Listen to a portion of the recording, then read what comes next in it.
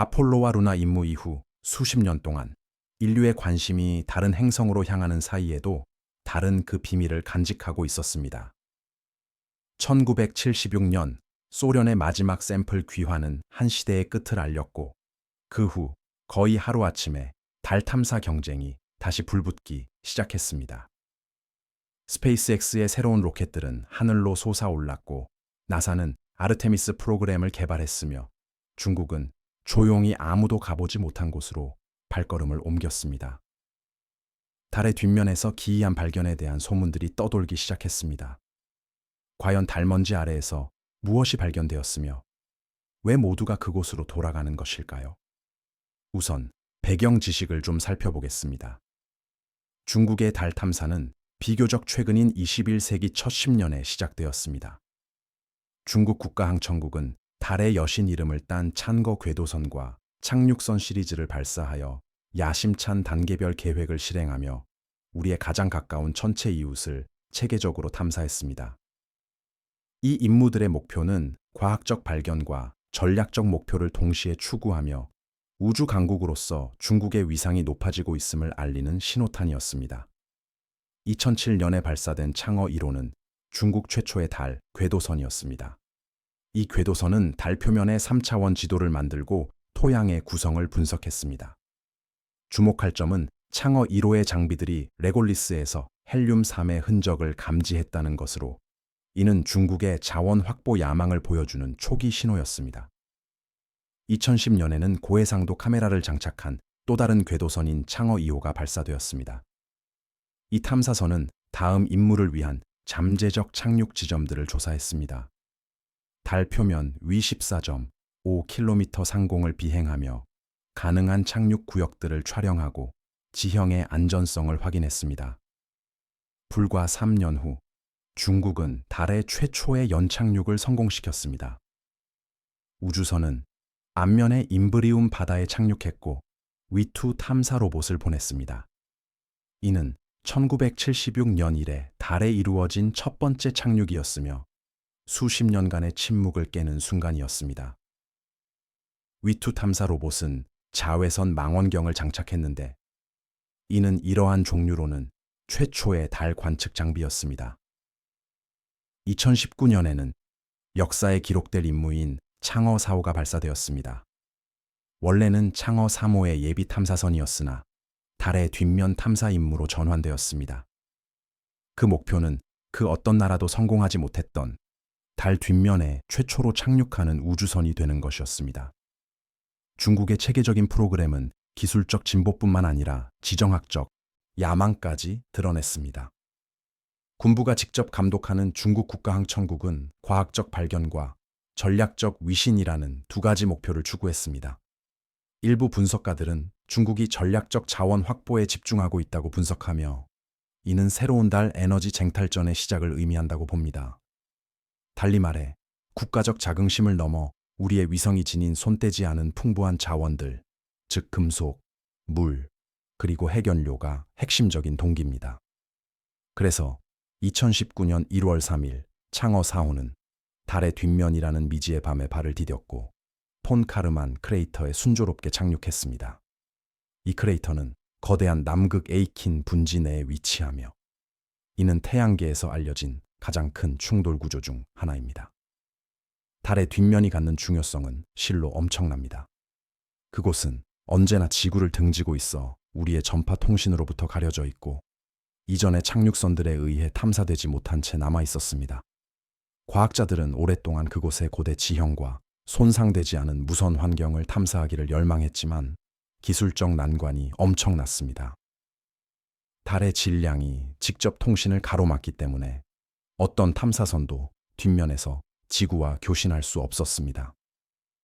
중계기가 없이는 중국은 최차오, 즉 오작교라는 이름의 전용 위성을 제안하며 우아한 해결책을 제시했습니다. 2018년 5월에 최차오는 지구달 LI, L2 지점에 배치되어 달 너머에 떠서 지구와 우리 위성의 뒷면 모두와 지속적인 시야를 유지하는 곳에 자리 잡았습니다. 이 중계기는 핵심적인 역할을 했습니다. 창어 4호가 표면 근처에서 제동을 걸기 시작한 순간부터 착륙 명령은 최차오를 통해 전달되었습니다. 착륙 직후 탐사선은 이 통신 다리를 통해 기지와 연락을 취했습니다. 그럼에도 불구하고 착륙 지점 자체는 완전한 무선 침묵 상태를 유지했으며 이는 새로운 실험의 이상적인 장소였습니다. 이곳에서 창어 4호는 위투 2호, 유투2 로버를 전개했고 착륙 후 12시간 만에 회색 먼지 위로 발걸음을 내디뎠습니다. 이는 인류 최초의 위협이었으며 나사 국장 짐 브라이덴스타인으로부터 찬사를 받은 인상적인 업적이었습니다. 미국 과학자들 역시 이 성과에 박수를 보냈습니다. 이제 달의 뒷면에서는 위투 2호의 카메라가 그 어떤 인간의 눈도 가까이에서 본 적이 없는 풍경을 포착했습니다. 검은 하늘 아래 분화구로 뒤덮인 평원, 달 뒷면의 지질학은 과학자들의 흥미를 자극했습니다. 그곳에는 앞면을 지배하는 어두운 현무암 지형이 없습니다. 대신 분화구로 덮인 더 두꺼운 지각이 특징입니다. 이를 연구함으로써 탐사선은 오랫동안 풀리지 않던 질문에 답하는데 도움을 줄 수 있게 되었습니다. 왜 달의 양면은 그렇게 극명하게 다른가? 이렇듯 중국의 임무는 이국적인 물질부터 미래 식민지의 연료로 사용될 수 있는 자원의 흔적에 이르기까지 수많은 발견들을 쏟아내기 시작했습니다. 하지만 이러한 발견들은 단순히 호기심을 자극할 뿐만 아니라 오랫동안 풀리지 않던 수많은 질문에 대한 답을 제공하기도 합니다. 목록의 최상단에는 당연히 먼지 속에 숨겨진 보물이자 가장 많이 논의되는 달의 자원 중 하나인 헬륨-3이 있습니다. 지구에서는 희귀하지만 달 토양에는 엄청난 양으로 존재하는데 수세기 동안 태양풍 덕분에 축적되어 왔기 때문입니다. 이론적으로 헬륨-3은 핵융합로에 동력을 공급하여 대규모의 청정에너지를 제공할 수 있습니다. 중국 과학자들은 이러한 잠재력을 강조합니다. 2020년에 창어 5호가 채취한 샘플들 중에서는 새로운 광물이 발견되었는데 이는 창사이트라는 이름이 붙여졌으며 흥미롭게도 헬륨-3의 흔적을 포함하고 있었습니다. 그것의 매력은 엄청납니다. 단 40g의 헬륨-3은 5,000톤의 석탄이 생산하는 것과 같은 양의 에너지를 생산할 수 있습니다. 추정컨대 달의 레골리스에는 100만 톤 이상의 헬륨-3이 존재하며 이는 수천 년 동안 지구에 에너지를 공급하기에 충분한 양입니다. 그러므로 당연하게도 중국의 달 궤도선과 로버들은 처음부터 헬륨-3의 분포를 지도화하고 레골리스를 분석하고 있습니다. 이 귀한 가스는 미래 월면 채굴의 골드러시 대상이 될 수 있습니다. 창어 임무들은 가장 유망한 지역을 탐사하는 효과적인 탐사선들입니다. 그러나 모든 발견이 그렇게 예측 가능했던 것은 아닙니다.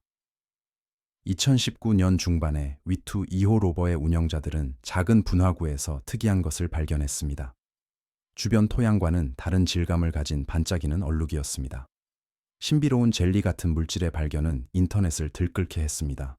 공기 없는 달에서 무엇이 끈적이거나 액체일 수 있었을까요? 화산 유리, 녹은 운석, 아니면 훨씬 더 이상한 어떤 것일까요? 중국 당국은 처음에는 어떠한 사진도 공개하지 않았고 이는 강렬한 추측을 불러일으켰습니다.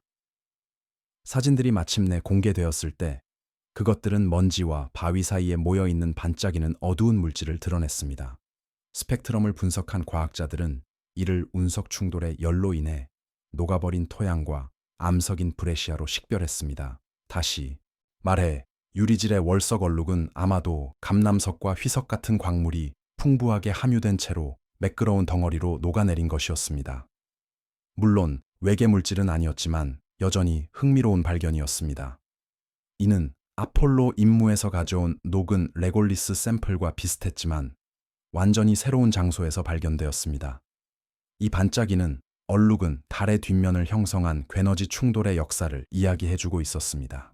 이외에도 회색 사막 한가운데에 창어 4호는 작은 생물권 실험도 수행했습니다. 양동이 크기의 밀폐된 용기에는 흙, 씨앗, 그리고 곤충알이 채워져 있었습니다. 2019년 1월에 임무에 참여한 과학자들은 획기적인 사건을 발표했습니다. 달에 있는 용기 안에서 목화 씨앗 하나가 발아했습니다. 이 소식은 달 중력해서 자라는 여린 녹색 새싹의 사진과 함께 전해졌습니다. 이는 인류 역사상 다른 천체에서 자란 최초의 식물이었습니다. 이는 미래 온실의 가능성을 상징적으로 보여주는 것이었습니다. 그러나 이 작은 식물은 오래 살지 못했습니다. 착륙 후 이 주일 만에 달의 밤이 찾아왔고 용기 내부 온도는 영하 17도로 떨어졌습니다. 햇빛 없이 히터가 꺼지자 셀류샤 새싹은 예상대로 시들고 말았습니다. 하지만 이 수일간의 기간 동안 생명체가 이토록 머나멀고 낯선 환경에서도 발육을 시작할 수 있음이 증명되었습니다. 작은 생태계를 만들려는 시도로 바이오스피어 안에는 감자 같은 다른 씨앗들도 심어졌고 심지어 초파리알과 효모까지도 배치되었습니다. 비록 추위가 닥치기 전에 부화하거나 자라지는 못했지만 이 실험은 우주 생물학에서 중요한 이정표가 되었습니다. 이 실험은 우주 비행사들이 언젠가 달에서 식량을 재배할 수 있음을 보여주었으며 이는 장기적인 달기지 건설을 위한 필수적인 단계입니다. 한 과학자의 말에 따르면 이는 인류가 달 표면에서 생물학적 발육 실험을 수행한 최초의 사례였습니다. 죽음과도 같은 회색 세상에 피어난 작은 초록 잎사귀는 미래 가능성의 강력한 상징이 되었습니다. 중국이 달에서 이룩한 이 원격적인 성과에 대한 소식은 세계 과학계에 빠르게 퍼져나갔고 합리적인 논쟁에서부터 터무니없는 음모론에 이르기까지 온갖 가설의 파동을 일으켰습니다. 서방의 많은 연구자들은 중국의 기술적 성과와 나사 데이터 확보를 위한 그들의 끊임없는 노력을 환영했습니다. 미국 법이 중국과의 공식적인 협력을 금지하고 있음에도 불구하고 나사는 여전히 일부 달 관련 데이터를 교환했으며 중국 과학자들에게 축하를 전했습니다. 그들은 창어 4호의 달 지질학 연구 결과에 간절히 기대했습니다. 일부는 심지어 제3자들과의 협력 가능성까지도 고려하기 시작했습니다. 달 뒷면 착륙은 달에 대한 인류의 지식을 확장하는 중대한 사건으로 여겨졌습니다. 중국이 자원 발견에서 우위를 점하거나 지구의 방해로부터 보호되는 망원경을 설치하는 데 이점을 얻을 수 있을까요? 이러한 질문들은 학회와 정치권에서 활발한 논의를 불러일으켰습니다. 동시에 임무의 미스터리와 달 뒷면에 내재된 신비는 덜 합리적인 추측들을 부채질했습니다.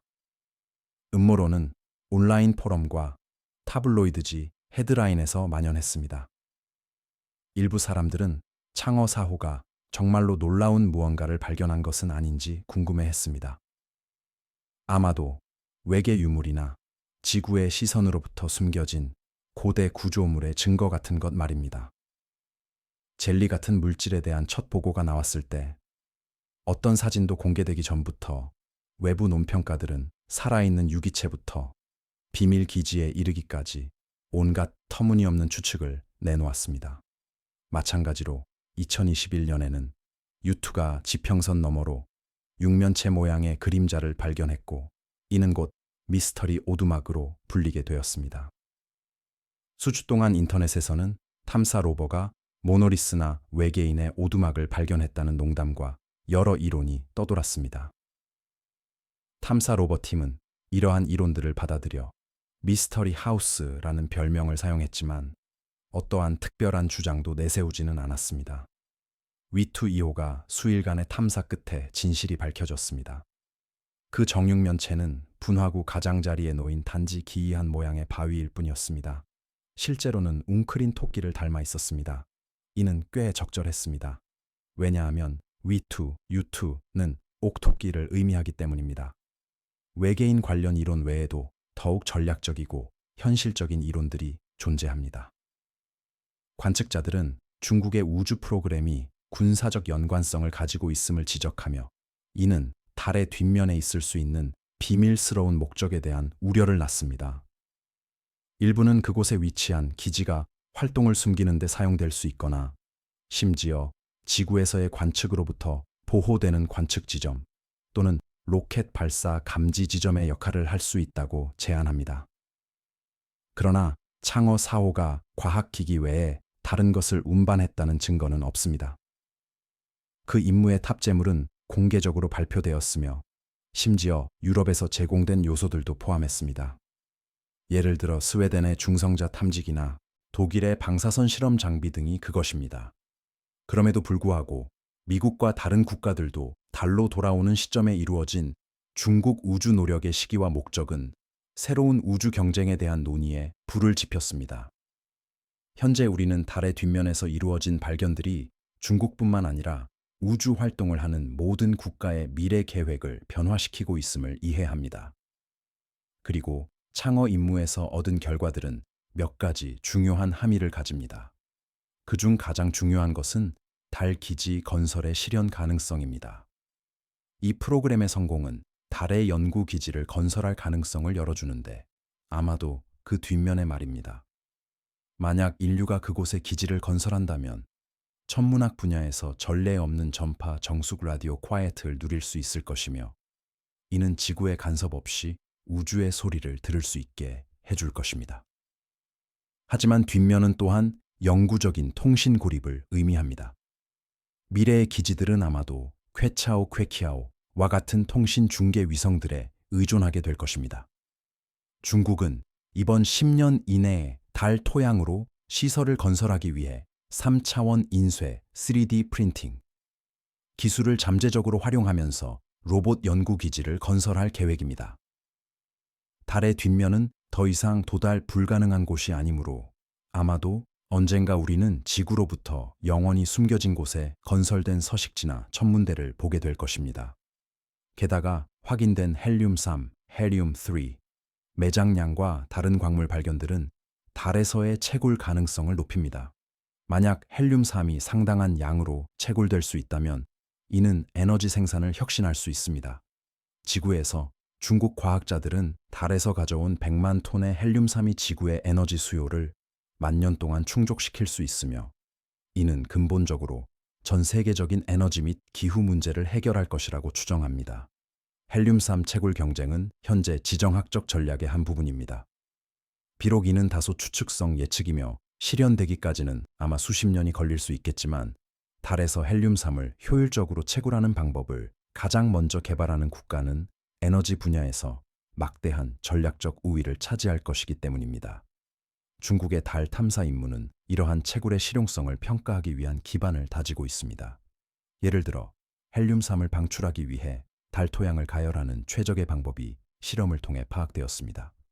당연하게도 중국의 달 탐사 프로그램은 원자력청과 같은 기관들의 지원을 받고 있습니다. 달은 20세기 페르시아만과 같은 전략적 자원 지역이 될 잠재력을 가지고 있습니다. 발사된 임무들은 비록 극지방과 멀리 떨어진 곳에 착륙했지만 그 결과는 더 광범위한 물 얼음 탐사와 관련이 있습니다. 최근 몇 년 동안 나사의 엘크로스, 엘시로스와 인도의 찬드라얀 1호와 같은 수많은 임무들이 달의 그림자 진분화구, 특히 극지방에 물이 존재한다는 사실을 확인했습니다. 물은 매우 귀중합니다. 이는 우주 비행사들의 생명 유지를 도울 수 있으며 로켓 연료로 사용되는 수소와 산소로 분해될 수 있습니다. 중국 당국은 이 점에 주목했습니다. 다가오는 착륙선들은 얼음 매장량을 평가하기 위해 극지방으로 보내질 예정입니다. 창어 5호의 토양 분석 데이터는 심지어 중위도 지역의 달 물질 내에 결합된 수산화기 하이드록실 형태의 물의 존재를 보여주었습니다. 이는 태양풍이 GO를 표면에 유입시키며 물과 햇빛을 활용하여 에너지를 생산할 수 있다는 것을 시사합니다. 달 정착은 훨씬 더 현실적인 가능성이 되고 있습니다. 중국 프로그램은 달의 현지 자원을 활용할 것을 구상하고 있는데 이는 우주 비행사나 로봇이 얼음을 채굴하여 물을 얻기 위해 녹이고 이 물을 호흡용 산소와 수소 연료로 처리할 수 있다는 것을 의미합니다. 달의 뒷면, 특히 남극 에이킨 에이켄 분지 지역에서는 영구 음영 지역으로 남아있는 크레이터 내에 얼음 매장량이 존재할 수 있습니다. 만약 그렇다면 달의 뒷면을 탐사하겠다는 결정은 지속 가능한 달 거주의 열쇠를 발견함으로써 그만한 가치를 할 수 있습니다. 궁극적으로 CNSA 중국 국가항천국은 창어, 창해 임무들이 2030년대에 유인달 국제연구기지를 건설하기 위한 길을 닦는 로드맵을 제시했습니다. 이 아이디어는 다른 나라들과의 협력을 통해 아마도 달 남극 근처의 기지를 건설하는 것입니다. 하지만 한 가지 미해결 문제가 남아 있습니다. 달 자원의 소유권은 누구에게 있을까요? 현재 1967년 우주조약은 달에 대한 주권 주장을 금지하고 있습니다. 하지만 각국이 자원 채굴을 준비하면서 새로운 국제협정이나 분쟁이 수평선 너머로 나타날 수 있습니다. 분명한 것은 달 자원 탐사 및 활용을 주도하는 국가는 이러한 규칙에 상당한 영향을 미칠 것이라는 점입니다. 달은 20세기 우주 경쟁의 핵심 무대가 되어 실시간으로 펼쳐졌습니다. 창어 4호 탐사선 발사 이후 모든 주요 주체들은 달 탐사 프로그램을 강화했습니다. 중국은 자신들의 강점을 활용하는 일련의 임무들을 계속 진행하고 있습니다. 2020년에는 신형 우주선이 지구를 향하는 달의 전면부에서 표본을 가져왔는데 여기에는 이제까지 발견된 월석 중 가장 어린 약 20억 년 된 암석도 포함되어 있었습니다. 이후 2024년에는 달의 뒷면에서 최초의 표본을 가져온 창어 6호 탐사선이 발사되었습니다. 이 탐사선은 표면을 시추하여 약 2kg의 암석을 지구로 가져왔습니다. 이 표본들은 현재 분석 중이며 달의 역사에 대한 새로운 정보를 제공하고 이전 임무 장비들의 측정값을 확인할 수도 있습니다. 그 후 2020년대 후반에는 달의 남극 지역을 목표로 하는 7세대와 8세대 우주선 발사가 계획되어 있습니다. 이들의 목표는 탐사이며 궁극적으로는 국제달 연구기지 ILRS를 위한 기반 시설 건설을 시작하는 것입니다. 창어 7호는 물 얼음을 찾고 극지 환경을 연구할 예정입니다. 이는 아마도 착륙선, 탐사 로버, 심지어 분화구 탐사를 위한 소형 호핑 탐사선을 사용하여 이루어질 것입니다. 창어 8호는 현지 자원 활용과 같은 기술을 시험할 것이며 이는 시설 건설의 시작을 의미할 수 있습니다. 2030년대 초반까지 중화인민공화국은 미국의 틀에서 벗어나 활동할 의사가 있는 국제 파트너들에게 개방된 달 남극 연구기지의 기반을 마련하기를 희망하고 있습니다.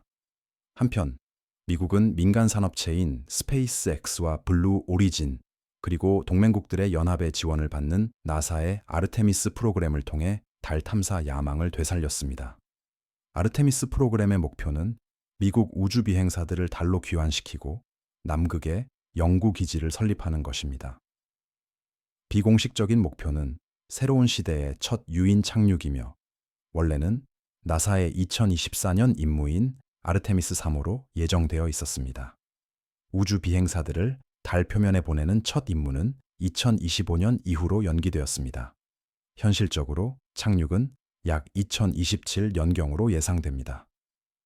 중국은 2030년까지 타이코넛을 보내기 위한 계획을 발표했으며 달 착륙선과 함께 새로운 창정 10호 운반 로켓을 개발하고 있습니다. 이들은 촉박한 기한이며 조용한 경쟁이 진행 중이라는 사실은 부인할 수 없습니다.